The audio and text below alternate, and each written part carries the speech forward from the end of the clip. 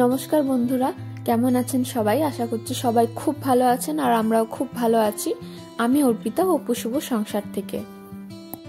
যেমনটা দেখতে পাচ্ছেন, আজ আকাশটা ভীষণই মেঘলা মেঘলা। আজ বৃষ্টি হওয়ারও সম্ভাবনা আছে সন্ধ্যের দিকে। যাই হোক, আজকে আমাদের বাড়িতে একটা অনুষ্ঠান রয়েছে।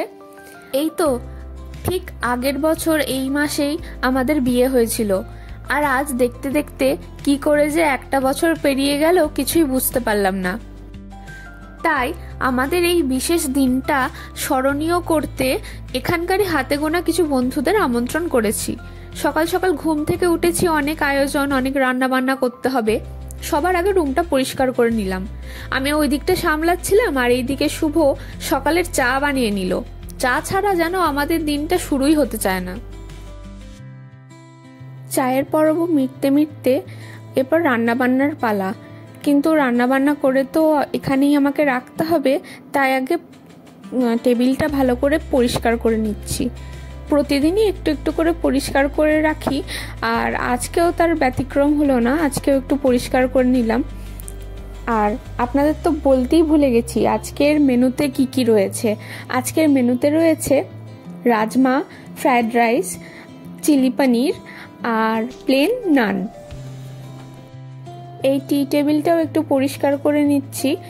যদি ওই টেবিলে জায়গা না হয়, তখন কিছু খাবার দাবার না হয় এখানেও আমি রাখতে পারবো।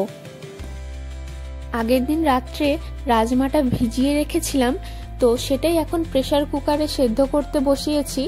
আর ওইদিকে শুভ আর যেগুলো সবজিপত্র কাটা বাকি আছে সেইগুলোই কেটে দিচ্ছে। রান্নাঘরের সিঙ্ক তো ম্যাজিকের মতো ভর্তি হয়ে যায়, তো কিছু কিছু ও বাসন আমাকে মেজে দিল। তো এখন এই সব কিছু হাতের কাছে নিয়ে রেডি করে রান্না করতে আরম্ভ করব। এবার প্রথমেই ভাবছি রাজমাটা বানাবো। আর কি বলুন তো, আমরা তো ঘরের দুজন মেম্বার, তো আমাদের কাছে এত বড় বড় ইউটেন্সিলস নেই। তাই ভাবলাম একসাথে দুটো কড়াই পাশাপাশি রেখেই রান্না করব। প্রায় 10-12 জন হয়তো আসবে, তাই জন্য ভাবলাম একসাথে একবারেই রান্না করলে টাইমটাও আমার বেঁচে যাবে। ওই তো কড়াইয়ে একটু সাদা তেল, জিরে ফোড়ন, শুকনো লঙ্কা ফোড়ন আর একটু গোটা গরম মশলা ফোড়ন দিয়ে পেঁয়াজগুলো ভালো করে ভাজতে দেব। আর তারপরেই দেব আদা রসুন বাটা আর নিত্যদিনের ঘরের যে মশলাগুলো লাগে সেগুলি দিয়ে কষিয়ে সিদ্ধ রাজমাটা দিয়ে একটু নাড়িয়ে নেব। আর আমি একটু, আমার কাছে ডেসিক্রেটেড কোকোনাট ছিল, নামানোর আগে আমি ওটা একটু ছড়িয়ে দিয়েছিলাম। হাতের কাছে সমস্তটা গোছানো থাকলে রান্না করতে বেশি সময় লাগে না। সকাল থেকে উঠেই শুভ আমাকে অনেক হেল্প করেছে। সব সবজি কেটে কুটে দিয়ে ধুয়ে আমার হাতের সামনে রেখে দিয়েছে, যাতে আমার একটু সুবিধা হয়।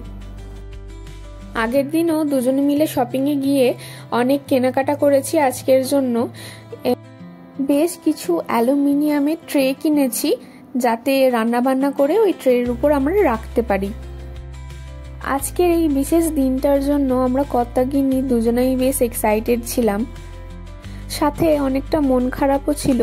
পরিবার পরিজন, মা বাবা, আত্মীয় স্বজন সবার থেকে আলাদা রয়েছি।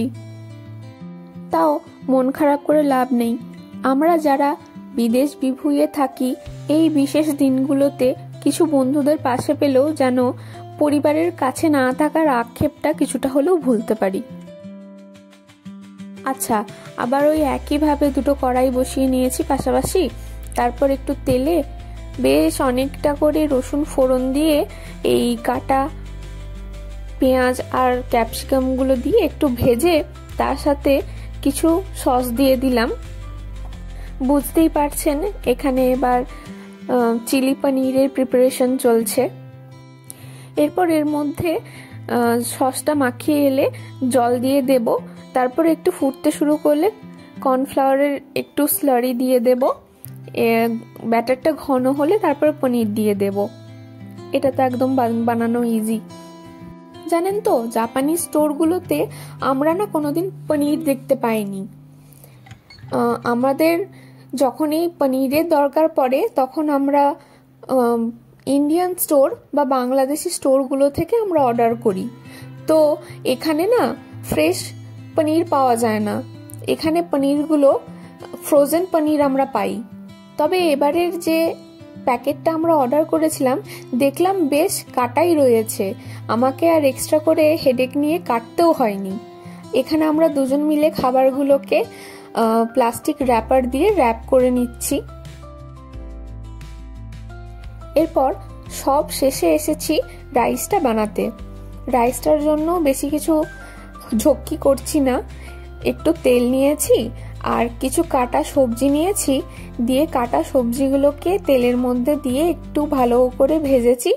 ভেজে নেওয়ার পর চাল দিয়েছি, চালটা নিয়েও একটু ভেজে নিয়েছি। তারপর রিকোয়ারমেন্ট অনুযায়ী নুন দিয়ে আরও কিছুক্ষণ ভেজে পরিমাণ মতো জল দিয়ে ফুটতে দিয়েছি।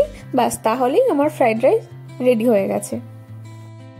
এতটা রান্না নিজে করেছি দেখে নিজেরই বিশ্বাস হচ্ছে না। যাই হোক, এত রান্না বান্না করে এবার তো রান্নাঘরের অবস্থাটা পুরো খারাপ হয়ে গেছে। একটা ওয়েট টিস্যু দিয়ে ভালো করে ক্লিন করে নিচ্ছি। আর ওই যে দেখতে পাচ্ছেন প্লেন পরাঠা লেখা প্যাকেটটা, ওইটা রেডিমেড পরাঠা যেটা আমরা আনিয়েছি।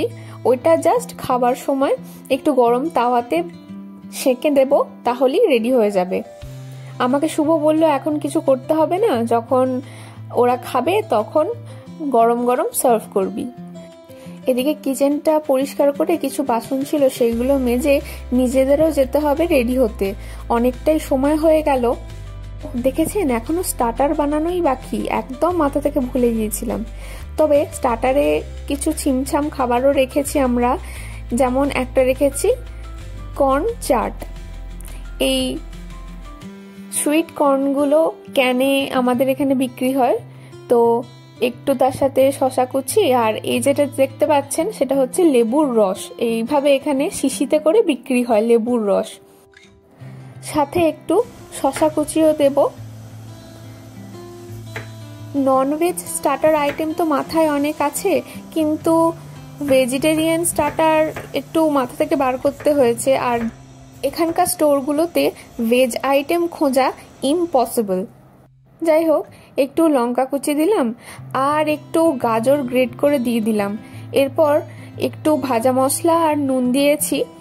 ব্যাস, এটা এবার ট্রেতে আমি সার্ভ করে দিলাম। যতক্ষণ আমি ওই দিকটা করছিলাম শুভ এখানে ফ্রেঞ্চ ফ্রাইসগুলো রেডি করে নিল। এবার চলুন ঘরটা ক্লিন করে আমরাও ফ্রেশ হতে যাব। এখানে এরকম টিস্যু পাওয়া যায় যেগুলো দিয়ে ঘর পোছা হয়। এই এক একটা টিস্যু ওই যে স্টিকটা আছে স্টিকের ওখানে আটকে দিতে হয়, আটকে দেওয়ার পর সুন্দরভাবে ঘরটা পরিষ্কার করা যায়। ওইদিকে শুভ গেছে ফ্রেশ হতে, ওর হতে হতে আমিও যাব ফ্রেশ হয়ে আসব। তারপরে স্টার্টারগুলো আমরা গুছিয়ে রাখবো। এখনো কিছু চিপস আছে, সেগুলো প্লেটিং করব ভালো করে। ঘর পরিষ্কার করে লাঞ্চ সারতে আজ প্রায় দেরি হয়ে গিয়েছিল। যাই হোক, এখানে খুব সুন্দর করে ঘরটা পরিষ্কার করে নিয়েছি আর একটা এক্সট্রা কার্পেটও আমরা বিছিয়ে নিয়েছি। আর এইদিকে তো খাবারগুলো রেডি হয়ে গেছে, সাথে স্টার্টারগুলোও গুছিয়ে নিয়েছি।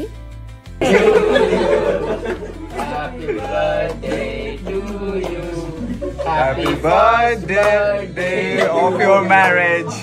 Happy first wedding birthday to you. कैसा लग रहा है एक साल बाद? बहुत बढ़िया। এত ভালো সারপ্রাইজ পাবো বুঝতেই পারিনি। কিছু বন্ধু মিলে প্ল্যান করে এই কেক এনেছে। ওহ, দেখেছেন এক্সাইটমেন্টে মোমবাতিতে প্রথমে ফু দিতেই ভুলে গেছি। হাসি গানে আড্ডায় আর সবার সাথে এত সুন্দর সন্ধেটা কেটেছিল আমাদের, কি বলবো। সকাল থেকে অল্প অল্প করে ক্লিপ নিয়ে এই ভিডিওটা বানিয়েছি আমাদের বিশেষ দিনটা আপনাদের সাথে ভাগ করে নেব বলে। কেমন লাগলো জানাতে ভুলবেন না কিন্তু। ভিডিওটা ভালো লাগলে একটা লাইক করে সাবস্ক্রাইব করতে ভুলবেন না কিন্তু। তাহলে আজকের মতো ভিডিওটা এই পর্যন্তই। আপনাদের সাথে দেখা হবে অন্য কোনো একটা ব্লগে। তো চলুন, আজকের মতো টাটা।